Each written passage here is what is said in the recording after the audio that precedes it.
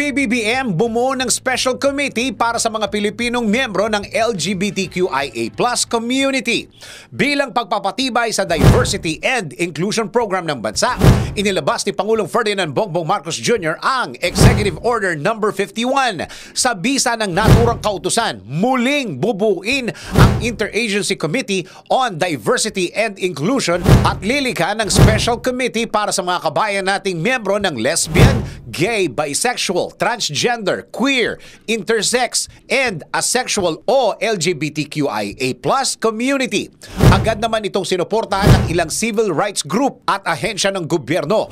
Ano nga ba ang Special Committee on LGBTQIA+ Affairs? Tara, alamin natin.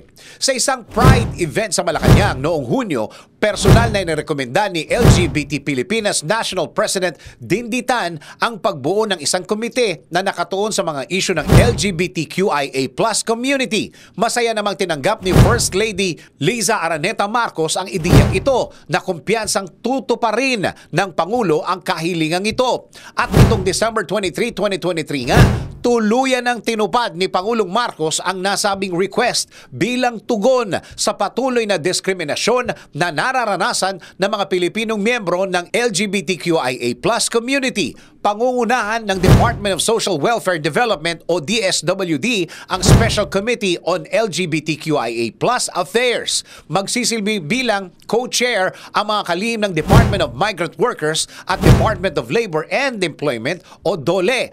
Magiging vice chair naman ito ang kalihim ng Department of Interior and Local Government o DILG.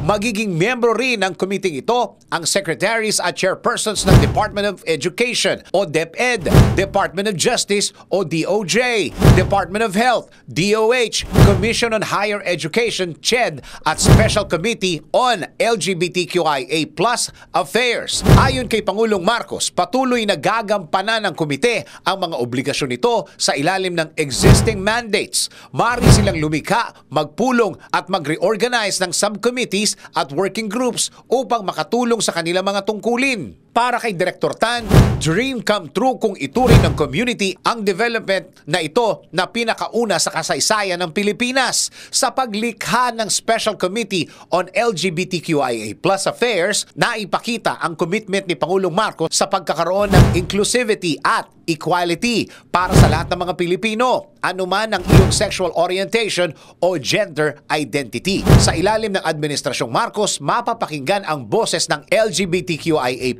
community at masisigurong matutugunan ang kanilang mga pangangailangan.